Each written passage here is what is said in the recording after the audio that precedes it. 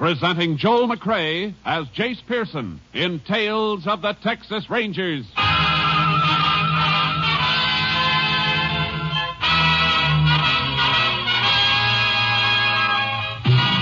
Tales of the Texas Rangers, authentic stories from their official files.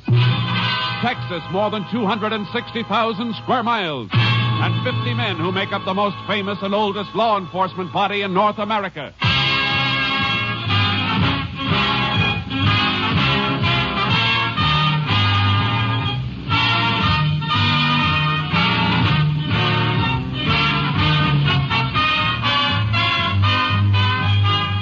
Now, from the files of the Texas Rangers come these stories based on fact. Only names, dates, and places are fictitious for obvious reasons. The events themselves are a matter of record.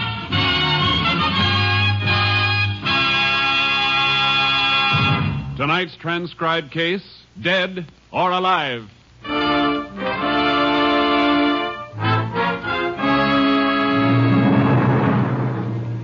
At exactly 9:13 a.m. on Wednesday, April 16th, 1947, the French freighter Grand Camp, carrying a highly explosive cargo of ammonium nitrate fertilizer, blew up in the harbor at Texas City, Texas.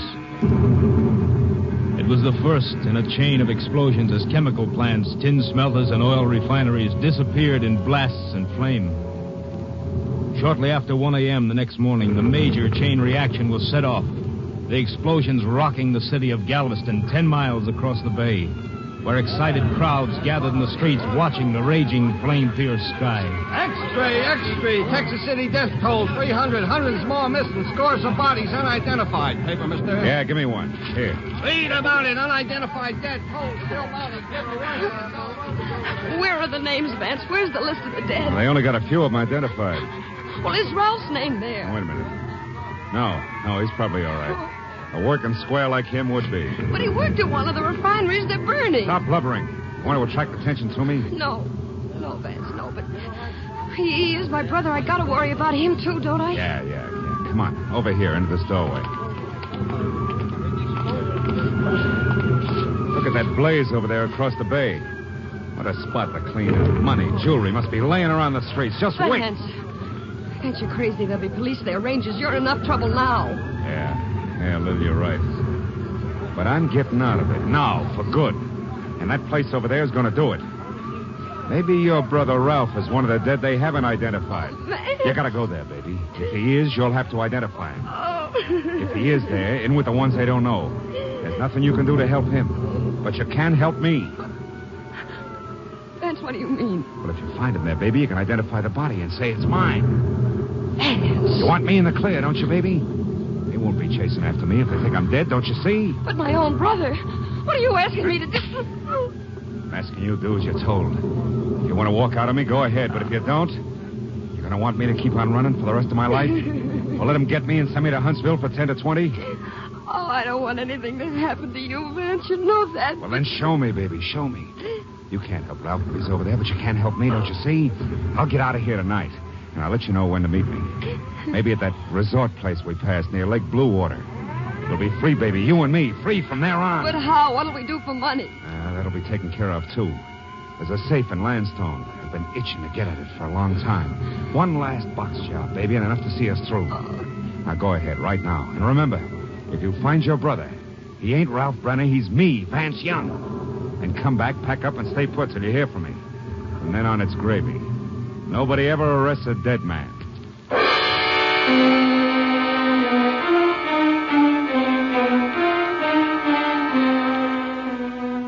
By Friday morning, April 18th, more than 200 bodies, many still unidentified, were laid out in the Texas City High School gymnasium. Texas Rangers, including Ranger Jace Pearson, were on hand to help distraught relatives make identification. I can't believe it. You're sure your husband isn't in any of the other places where bodies are being held? No, Ranger. He may be all right. Lots of men have been so busy helping others, he may be one of those. Oh, if only he isn't here. Let's hope he isn't. The embalmers are still working on more bodies over at McGar's garage. It's the only place handy. Keep your hopes up, but don't hope too much for a while. Well, I'll be all right. Might as well start looking through this next row now. They're pretty bad cases. Recognize anything on this one? No.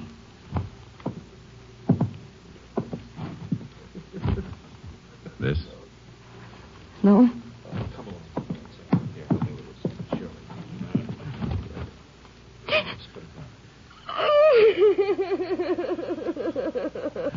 I'm sorry. I'm very sorry, ma'am. Are you sure? That ring on his finger. I gave it to him a long time ago. Yeah, I know. It isn't easy, but try and get a grip. I'm all right, Ranger. You better give me the name for the tag. His name is... Vance. My husband, Vance Young.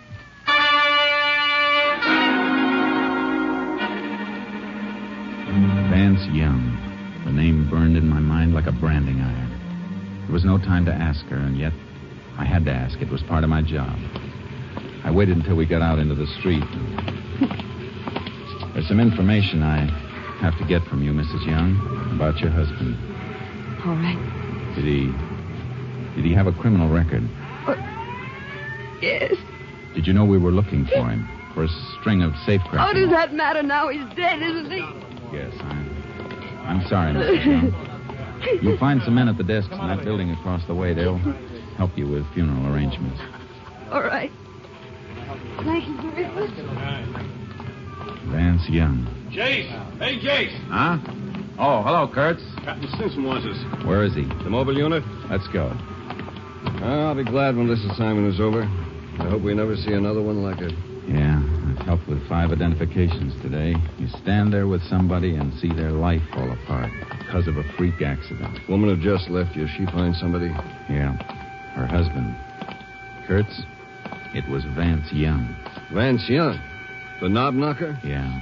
Looks like the explosion ended his case for our files. Don't you think we better check the body for prints and marks? He got it too badly. She identified him by a ring. Unidentified bodies give a knob knocker like Young a big chance to disappear. I thought of that, too. Except for one thing. That woman's grief was real. She wasn't faking it. A week passed. A week of horror and nightmares till the fires in Texas City were controlled and stopped. And men with tight lips and grim courage started to rebuild the ruins. Most of us Rangers went back to regular duty in our regular areas. Then one day, while Bud Kurtz and I had just finished a routine job and were driving back to headquarters, a call came through via shortwave. KTXA to Unit 10. KTXA to Unit 10. Unit 10 to KTXA. Go ahead, KTXA. Unit 10, proceed immediately to Landstone, Texas, Arthur County. Safe of mercantile store burglarized there at 4 a.m. today. Crime reported by owner when store opened at 9:30 a.m. this date. Any lead on responsible subject? Subject unidentified, but known to be one man working alone, according to information given by watchman. Watchman was overpowered, being treated Landstone Emergency Hospital. Units 10 and 6 proceeding to Landstone. We'll keep KTXA informed. Unit 10, 10-4. Assignment authority, Captain Stinson. KTXA Austin. Landstone, about 40 miles, Jace. Yeah. Knob-knocking job, huh? Yeah. At least, though, there's one safe specialist we can eliminate right from scratch on this one. Who? Vance Young. Oh, yeah, I almost forgot about him. Dead men don't rob safes, do they?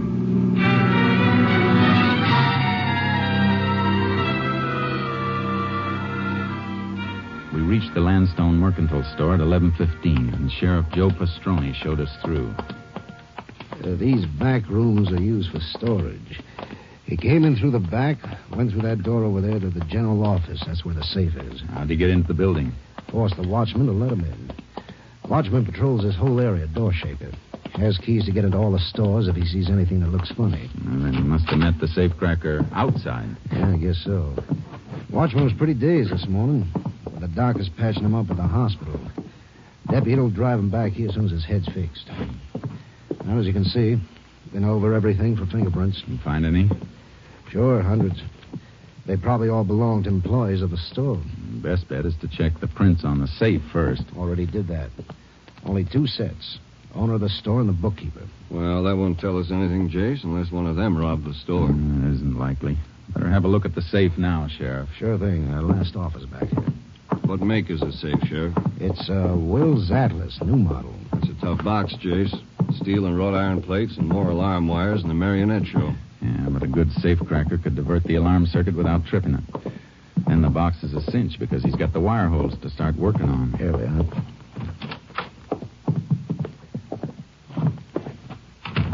You figured it, Jace. Backplate blown clean out. Yeah, and didn't even have to drill. Small nitro charges in the wire holes, and it was as good as having the combination. Here's where he jumped the alarm circuit. Neat hookup, all right. You take the pictures of all this, Sheriff? Yeah, I can pick up a set of my office if you like. Thanks. Oh, Winky. Howdy, Sheriff. Rangers. I've been waiting for you. This is a watchman. How's your head? Well, aspirin ain't going to help it any, I'll tell you that. You going to get the fella? We'll be able to answer that better when the fingerprints are checked. Fingerprints? He ain't going to find any he left. He was wearing gloves. I figured, Jace. Yeah. Tell me, Winky, would you recognize the man if you saw him again? Could you pick out his picture? Yeah. If I had his picture took with a sack over his head, I could. That ain't likely. You mean his face was covered? Had a sack over his head, like I told you. Holes for the eyes. He ain't going to catch him by no fingerprints or pictures. Maybe you ain't going to catch him at all. Oh, I wouldn't say that, Winky. Sheriff, would you mind going down to your office for prints of the pictures of the scene here? I'd like them sent on to my headquarters for an MO check. Sure. Take care of it right away. What kind of check is an MO check, Ranger? It means modus operandi, Winky. All criminals have definite methods and habits. They're repeated on each job they do. Forms a pattern. Well, there's sure a pattern here, all right, Jace. Method of entry, where that circuit was jumped, sack mask, nitro charge, and the wire holes. Yeah, and it fits 3 men. 3 safecrackers we've followed before. Yeah, there's Bert Larkin. He's still doing time in Folsom for a job he pulled on the coast. Yeah, and the other 2 are Jack Fontaine and Vance Young. Yeah, but Young is dead. That leaves us Fontaine. You mean you know who did it without nothing to tell you? There's plenty to tell us. The modus operandi can be almost as good as a fingerprint or a signature. I'll be winged. Maybe that fellow's going to pay off for slugging me after all. And for hurting my arm when he grabbed me in the alley there. How'd he grab you? Show me. Go ahead, show me. On you? Well, let's see. He whipped my arm up behind me like this. Then he jabbed a thumb up behind my ear like this. Sure hurts, don't it? Sure does. Well, you can let go now. Judo. Still fits Fontaine, Jace. Yeah. Or Vance Young. He used it, too, on other jobs. When did he slug you? After he made me open up the back door and let him in. You mean he sneaked up on you before you could draw your gun? Sneaked nothing. That's why I didn't get onto him at first. Heard him come walking through the alley toward me like he's taking a shortcut. You heard him? Yeah, it was dark, so I didn't see the mask until I lit a match. He asked for a light, see? Then he grabbed me. And he got me inside here and beat on me and kicked me. Jace, that doesn't sound like Fontaine. It wasn't Fontaine. He always sneaked a watchman from behind, and they never heard him. He always wore sneakers. Well, then who? Vance Young. That match trick is Vance Young's. But Young is dead. Maybe yes, maybe no. But I know one thing. I'm going to find out.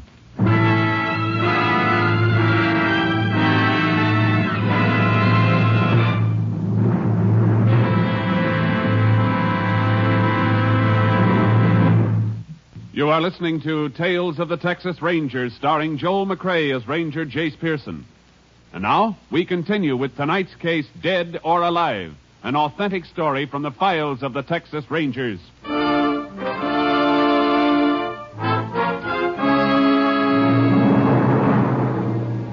headed for Texas City and Galveston. Kurtz and I had no way to move until we knew for certain whether Vance Young was dead or alive. As we drove, I put through a request for headquarters to dig up some information. We were still on the road when KTXA came up with the answers. KTXA to Unit 10. KTXA to Unit 10. Unit 10 to KTXA. Go ahead, KTXA. Have information you requested. Woman who identified body of Vance Young in Texas City gave name as Lillian Young, residing at 410 Harbor Lane, Galveston. Deceased was wearing ring used in identification. Has subject Lillian Young claimed ring? No claim has been filed yet. Ring still being held at property claims in Texas City. Unit 10 also requested check on place where body identified as Vance Young was originally found. Body was among those recovered from debris of Amalgamated Refinery Plant 7. Unit 10 believes identification may have been falsified. Possibility Vance Young still alive. Units 10 and 6 continuing investigation. May be tied in with robbery in Landstone, Texas. Proceed and keep KTXA informed. Authority, Captain Stinson. Unit 10, 10-4. KTXA, Austin. You get that address, Kurtz? Yeah. 410 Harbor Lane, Galveston. If we're right, she may have cleared out by now, but we've got to try it. What do you want me to do? I'll drop you at Texas City. Get that ring and check every living person who worked at Amalgamated. See if any of them remember that ring and the man who wore it. Right. I better call KTXA again, have that marriage record traced.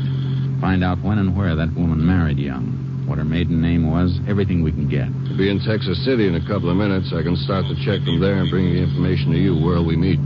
The Harbor Lane address in Galveston.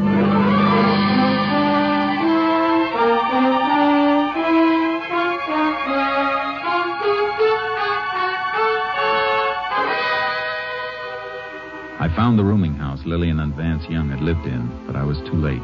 Lillian Young had checked out the day before. The landlord showed me the room. They lived here 5-6 months, all told. You get to know the husband very well? I'll tell you the truth, Ranger. I hardly ever saw him. Only time he ever left the place was at night. His wife said his eyes got hurt in the war or something. The sunlight bothered him. When did you see him last? When they moved out? No, he wasn't with her then. Last I saw him was, he went out about a week ago. Night of the big blast over at Texas City. Cracked the wall plaster here. Are you sure you didn't see him after that? Oh, I'm positive. I don't think he ever did come back. Didn't even hear no talking from the room. Just her. Crying an awful lot. I see. She decided to leave kind of sudden? Oh, like a jackrabbit hearing a hound dog. Left for work yesterday morning, came steaming back about an hour later. Give me the keys, pack up, and left. Came back from work. You know where she worked? Yeah, I do. She was a waitress. The Bayshore Diner. Bayshore Diner. Thanks.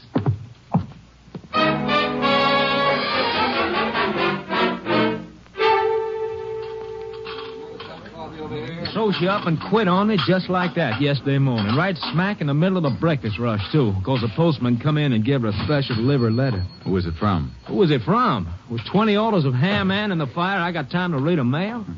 All I know is she leaves me the serving, the dishes, and the cleaning and everything. Stop beefing, Chuck. That little old gal had trouble. Yeah, you should talk. All you got to do is drive one cab. You don't have the serving and the dishes and the cleaning and everything. You find yourself a little old chaplain to hear your troubles and give me some coffee. Come on. Okay.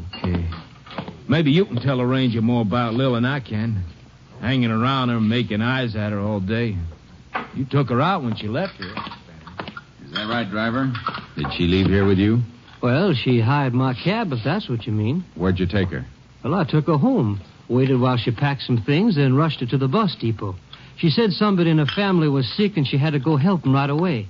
I guess that's what the letter was about. I was sitting there having my breakfast like I always do, and I understand. But what about the bus depot? You know what bus she caught? The northbound toward San Antone. Cut it mighty fine, too. Got there just about a minute before the bus pulled out. Would have made it a lot easier if she didn't make me come dashing back about a mile after we left here. Oh, back here to the diner? No, back to the laundry down the street. Guess she had some stuff in there. Although she didn't bring a bundle out with her.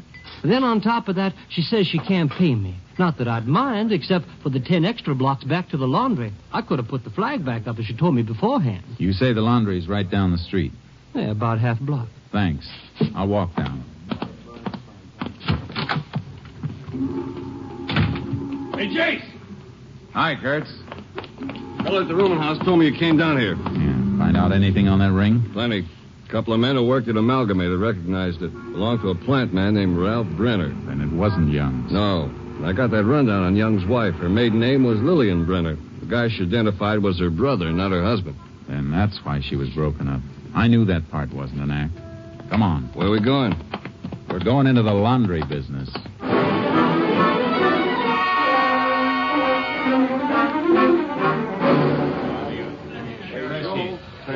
Yeah, she was real upset because the things wasn't ready, but you know how it was, Ranger. We was almost 10 days behind because of Texas City.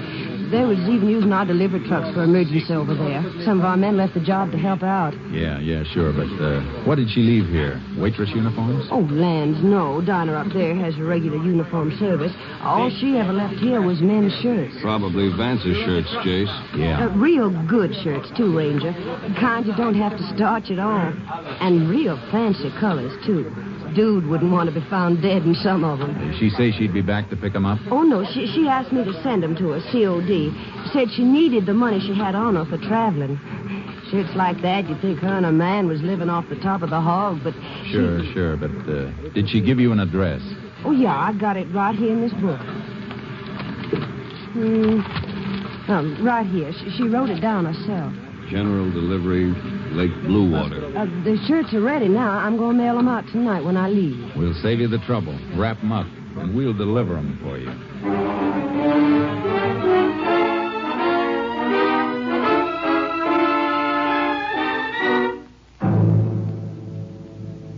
Kurtz and I headed for Lake Bluewater, towing our horses in a trailer, ready to follow Vance Young no matter which way he moved. It was dark as we drove into the town. The clock on the courthouse was just striking 9. Not many people on the streets, Jace. Looks like everything's closed up for the night except for the movie and the drugstore. Better find a place and turn in. Yeah, I think we ought to drive out of town and camp someplace off the lakeshore. Walk the horses out for a while. I thought we were going to plant that laundry bundle at the post office in the morning. Watch for a pickup. We are. Well, why not pasture the horses at the edge of town? Find accommodations right here. If we stay in town overnight, it may start some talk. Talk drifts. We don't want to tip our hands. I guess you're right. Well, let's get out to the lake and find a campsite. Funny thing about Young's wife remembering his shirts. Guess it's force of habit for a woman. Strong thing, Habit. His safe-cracking habits told us he was still alive. And now maybe her habits are going to make him wish he was dead again.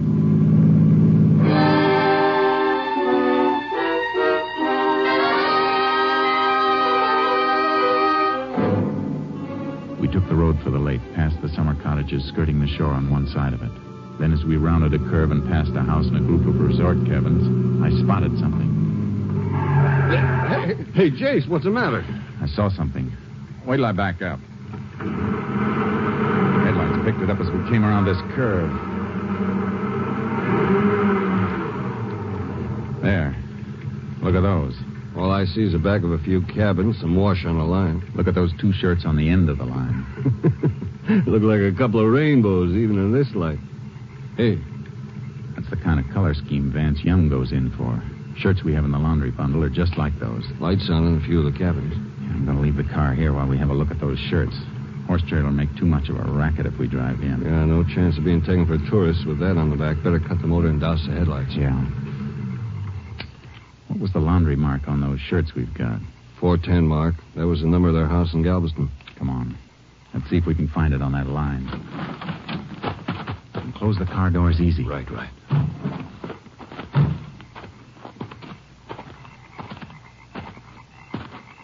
Take one of them down so we can get a better look at it. What's the matter? Clothespin's stuck. There, I got it now. Hold it low to the ground. I'll cut my hand over the flashlight. Good. There it is. 410. These belong to our boy, all right. Quite a few cabins, Jace. He's in one of them. That's all we have to know. Come on. Start with this end cabin and go right on down the line. We better be ready for anything. Here's the first stop. Dark, Jace. Yeah, you have to feel your way around. Doesn't seem to be anybody living here. This one's empty. Well, let's move on. All right, you. What? Hey, put that flash out before I fire. No. Oh, Rangers, I'll put it out. That's better. Who are you? Name's Ed Bullock. I own these cabins. Just walking back from the boat dock with a couple of guests. saw you sneaking in the dark. You looking for a place to stay? No. We're looking for a couple named Young. Oh, well, that's funny. It was Mr. Young who spotted your shadows. Hey, Mr. Young. Was that Young just with you? Yeah. Him and his wife was right behind me when I flashed light in here. They spotted us, Jace. Yeah. Come on. Hey, my boat. Somebody started my boat. Is that the only boat you got down there? Only one with a motor. There's a canoe. We're not going to reach them, Jace. They'll head across the lake. How far is it, Bullock? A mile and a half. Kurtz, grab your horse from the trailer. You can beat them around to the far side if you ride hard. When you get there, flash your light. That'll keep them from trying the shore over there. Right. What about you? I'm taking the canoe. And hurry. We'll get them. Ranger, I better go back to the office. My wife... You can faint later, Mr. Bullock. Right now, I need you. I'm going out in the canoe. Flash your light from this shore. They'll think I'm here and they won't dare land on either side. But make sure you don't turn the light on me in this canoe. All right, Bullock. Turn your light on as soon as I get out in the open water. I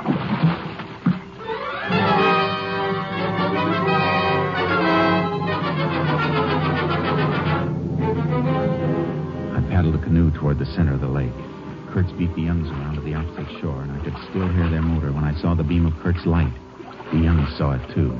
The beam wasn't strong enough to reach them, but I heard the boat in a turn, and the motor came back toward me for a moment. Then it went dead on the dark water. What'd you stop the motor for, Vance? Shut up. They're waiting for us on each shore. But their lights don't reach us. Thanks, we gotta get out of Will here. you shut up and let me think? There's a little wind. The boat will drift to the far end of the lake. But that's so slow. Well, what do you want me to do? I can't swim like you can. Why can't you use the oars? Because the oarlock squeaks, stupid. They'd hear him. Yeah, there's only two of them. They can't cover the whole shore. Gee, Vance, it's so dark. And Hey, I hear something. What? Something in the water. You're crazy. Can't you see their lights on the shore? Well, Vance, I do hear something. I see it. It's a canoe. What? Don't move, Young. I'm coming into your boat. What, you? I'll drain you with this oar. Look out, Help! Help! Let go of me. Let go! Go! Hey, have you got him? He can't swim. Where he's going, it won't matter. Grab onto the canoe and kick for shore. I got a nice dry shirt waiting for him.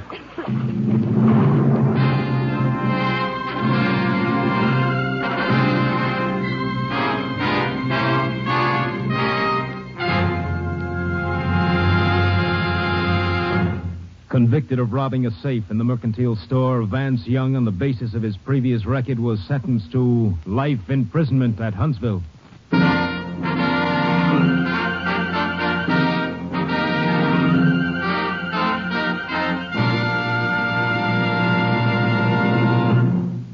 This is Joel McCrea. Many of our listeners, particularly in Texas, recall these cases we've been dramatizing, and some listeners have sent in questions about the Rangers. Yes, it's true. There are only 50 Texas Rangers.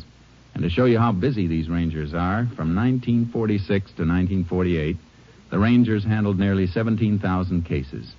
With Texas as big as it is, that means they cover about 4 times greater area per man than any other police officer in the world.